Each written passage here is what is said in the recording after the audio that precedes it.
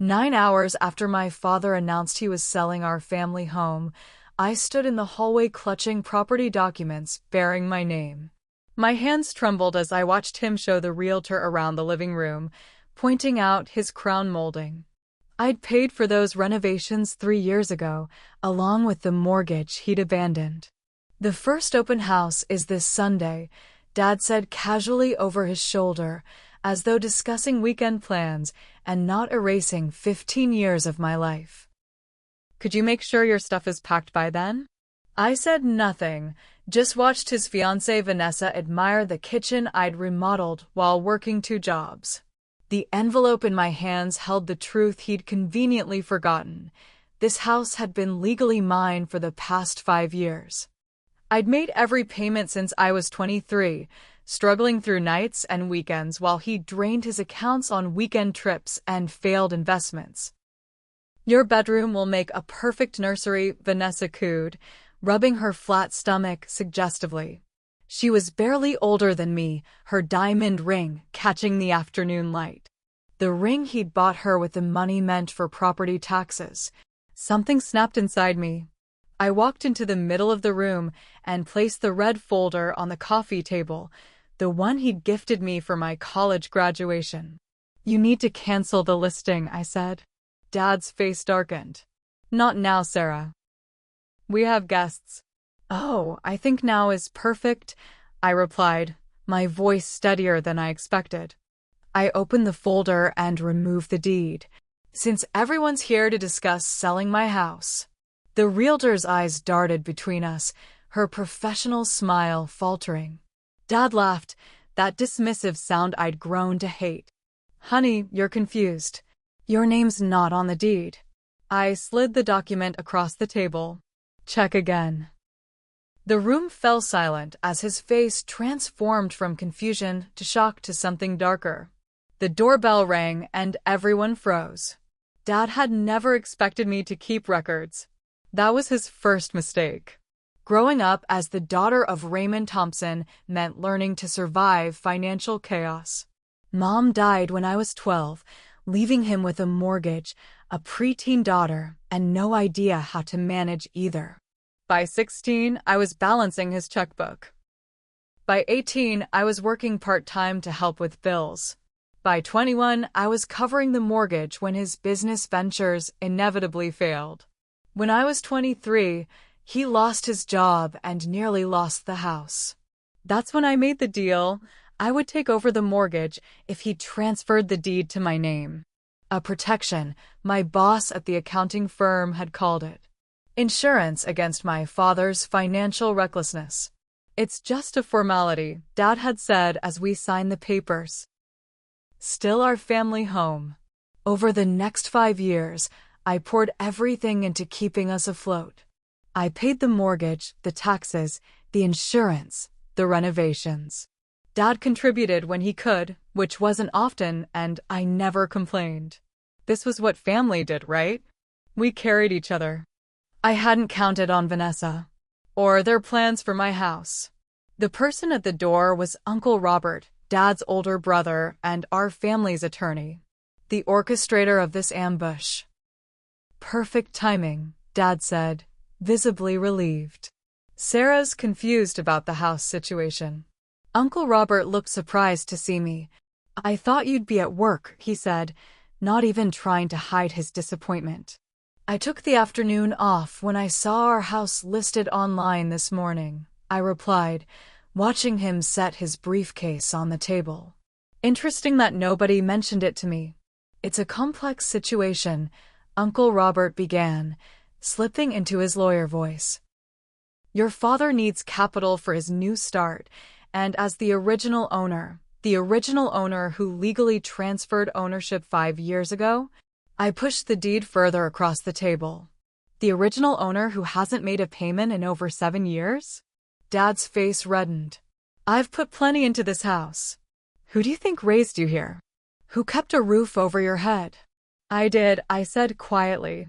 "Since I was 23. Vanessa touched Dad's arm, her eyes narrowing at me. "Ray, you said this wouldn't be a problem." The realtor cleared her throat. Perhaps I should come back another time. No, Dad and I said simultaneously. Uncle Robert opened his briefcase. There's a simple solution here. He pulled out a document and slid it toward me. This transfers the house back to your father. Once you sign, we can all move forward. I glanced at the paper, noting the signature line waiting for my name. This was their plan all along. Ambush me with professionals present, pressure me to sign away my house, and make me look unreasonable if I refused. And if I don't sign? Uncle Robert's professional mask slipped for just a moment. Your father has already accepted a cash offer. The buyers have provided a non-refundable deposit, which I've already used as a down payment on our new place, Dad added, not meeting my eyes. Of course he had. I felt strangely calm now, watching their plan unravel before my eyes. That sounds like a personal problem, I said, gathering my documents. I'm not selling my house. You all need to leave. Dad stepped toward me, his voice dropping to that dangerous whisper I remembered from childhood. After everything I've done for you, this is how you repay me? By humiliating me in front of my fiancé? The old guilt rose in my chest, that familiar weight I'd carried since Mom died. For a moment, I almost wavered. Then I remembered the listing I'd found this morning. Charming 3BR craftsmen, priced to sell quickly. They weren't just taking my house, they were selling it cheap for a fast cash grab. You have until the end of the month to find a new place, I said, surprising myself with my steadiness. I'll be changing the locks tomorrow. Dad's face contorted. You wouldn't dare. Watch me. The next 2 weeks were warfare. Dad and Vanessa refused to leave, turning the house into a battleground of passive-aggressive tactics. They hosted loud dinner parties, left messes for me to clean, and paraded potential buyers through while I was at work. Each night, I returned to find more of my belongings mysteriously damaged or missing. When I changed the locks, Uncle Robert sent a threatening letter claiming I was illegally evicting a resident. I responded by forwarding him copies of every mortgage payment, tax statement, and utility bill I'd paid for the past 7 years, all from my accounts, all with my name. You're breaking your father's heart, Aunt Martha told me when she called to intervene. After all he's sacrificed raising you alone, he's selling my house out from under me, I replied. The house I've been paying for since before I could legally drink. It's just a house, Sarah. Family is what matters. But it wasn't just a house. It was every extra shift I'd worked, every vacation I'd skipped, every relationship I'd neglected because Dad needed help with the mortgage. It was the reason I lived paycheck to paycheck despite my accounting degree. It was my security, my investment, my future. The breaking point came when I arrived home to find Dad and Uncle Robert in my home office, rummaging through my filing cabinet. What are you doing? I demanded from the doorway. Dad jumped, but quickly recovered. Looking for the original transfer paperwork. Robert thinks there might be a loophole. A loophole in the legal document you signed? I stepped into the room. Or are you looking for something else? Maybe my banking records? Proof of payments? Uncle Robert straightened, adjusting his tie. Your father has rights here, Sarah. He has no legal claim to this house, I finished. And you know it, or you wouldn't be searching for loopholes. Dad slammed the drawer shut. I built this life for us. Everything I did was for you, and this is how you thank me? By hiding behind paperwork and technicalities. Technicalities? I laughed bitterly. Is that what we're calling legal ownership now? I only signed those papers because I trusted you. He stepped closer, finger pointing at my face. I thought I was raising a daughter, not a vulture waiting to take advantage of me. Something inside me went very cold and very still. Taking advantage, I repeated softly. Like when I worked nights and weekends through college to pay your mortgage, or when I gave up my apartment deposit to cover your property taxes. Or maybe when I co-signed your car loan after your third bankruptcy. I opened my laptop and turned it to face them. On the screen was a spreadsheet, one I'd been maintaining for years without really admitting to myself why. This is every payment I've made on this house since I was 18, I said. $342,000 over 10 years. Plus another $68,000 in renovations and repairs. I scrolled down to the highlighted bottom line. That's $410,000, Dad. His face went slack. If I'd invested that money instead of pouring it into your house, I'd own my own place outright by now, I continued. Instead, I'm 38 and fighting my father for the house I already paid for 3 times over. Uncle Robert peered at the spreadsheet. You can't prove all these payments. I clicked to the next tab. Bank statements. For every payment. For 10 years. The silence in the room was deafening. I have another spreadsheet too, I said, my voice now steady and cold. Every loan you never repaid. Every emergency withdrawal from my college fund. Every credit card you opened in my name when I was 19. Dad's face had lost all color. Those were different times. I was struggling, so was I. The words burst out of me. I was a teenager working 30 hours a week while carrying a full course load. I was a young adult draining my savings to keep you afloat. When exactly was it supposed to be my turn to live my life? Uncle Robert cleared his throat. Perhaps we can reach a compromise. There's no compromise. I cut him off. The house is mine. Legally and morally. You have 2 days to get out, or I'm taking these records to an attorney who actually respects property law. Dad's expression hardened again. You wouldn't dare sue your own father. I met his gaze without flinching. Try me. The meeting with the potential buyers wasn't my idea, but I agreed to it as a final attempt at resolution. Uncle Robert had arranged it, promising a fair discussion about the situation. I arrived at the family restaurant where we'd celebrated every Thompson birthday since I was a child. Dad, Vanessa, Uncle Robert, and an expensively dressed couple were already seated at the large round table in the corner. Sarah, Dad stood, attempting a warm smile that didn't reach his eyes. These are the Mitchells. They've fallen in love with our home. My home, I corrected, shaking their hands politely. We understand there's been a misunderstanding about the sale, Mrs. Mitchell said carefully. But we've already given a deposit and our lease ends next month. I'm sorry you were misled, I replied, sitting down. But there's no misunderstanding. The house isn't for sale. Uncle Robert slid a folder across the table.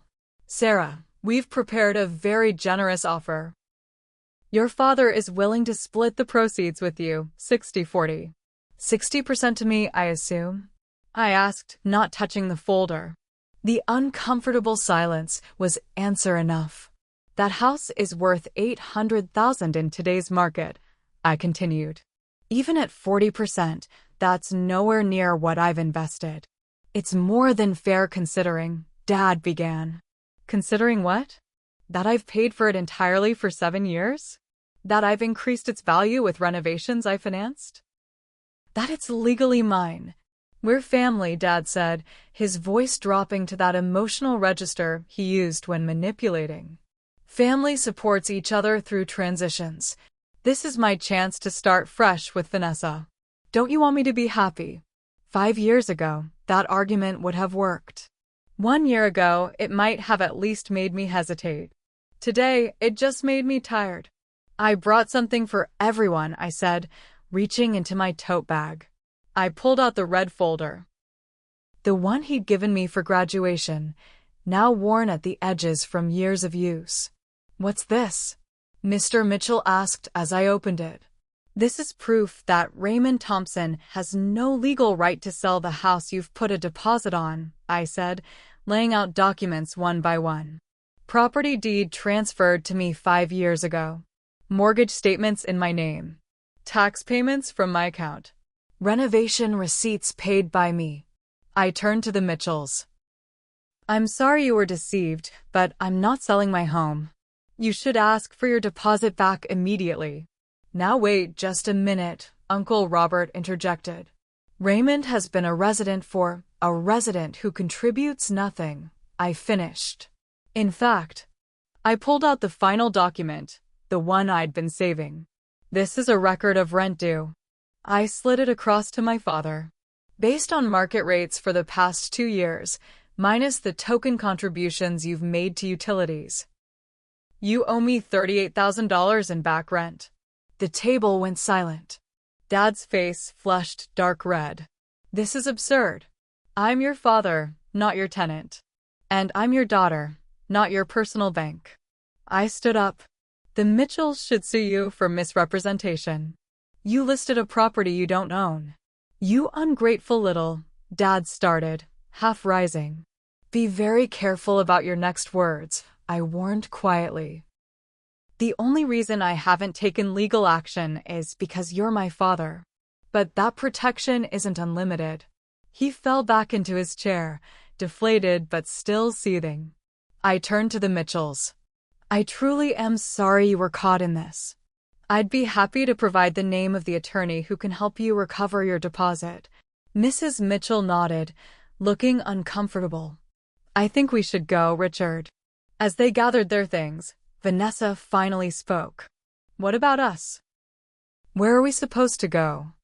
I felt a twinge of sympathy, not for my father, but for her. She probably had no idea what she was getting into with Raymond Thompson. That's not my problem, I said, gathering my documents. But I suggest you pay close attention to whose name is on the papers for this new place he's buying. Make sure your name is on the deed, not just his. The flash of uncertainty in her eyes told me she hadn't considered that. You're making a mistake, Sarah, Uncle Robert said as I turned to leave. Families should stick together.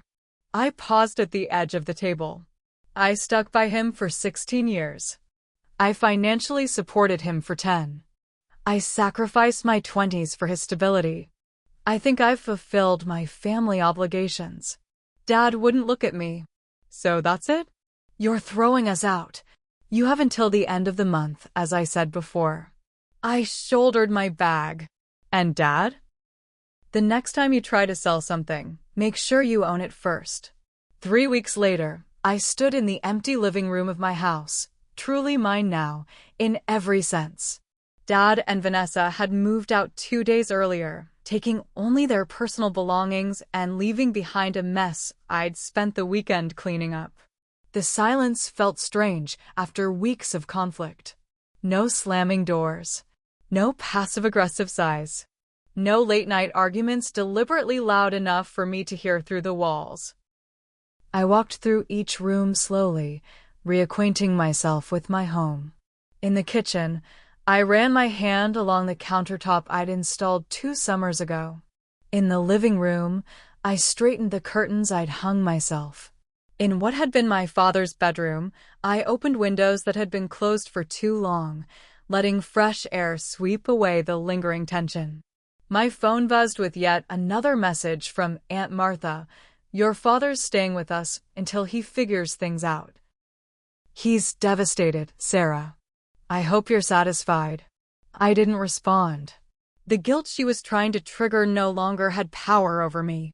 Instead, I walked out to the backyard, where the maple tree my mother had planted was now taller than the house itself.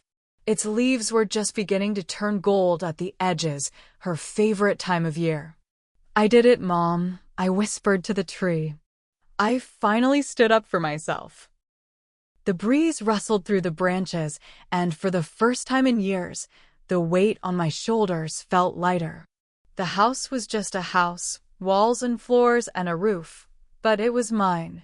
Not because my name was on a piece of paper, but because I had earned it, penny by penny, sacrifice by sacrifice. Tomorrow, I would call a financial advisor about refinancing to reclaim some of my investment. Maybe I'd finally take that vacation I'd been postponing for a decade. Maybe I'd convert Dad's old room into the home office I'd always wanted. Maybe I'd just sit in my kitchen with a cup of coffee, answering to no one. The possibilities stretched before me, unfamiliar but exhilarating. At 35, I was finally beginning my own life, in my own home, on my own terms. I took a deep breath of autumn air and smiled. For the first time in memory, the future felt like it belonged to me. Let me know your thoughts in the comments below. Have you ever had to stand up to family members who took advantage of your generosity?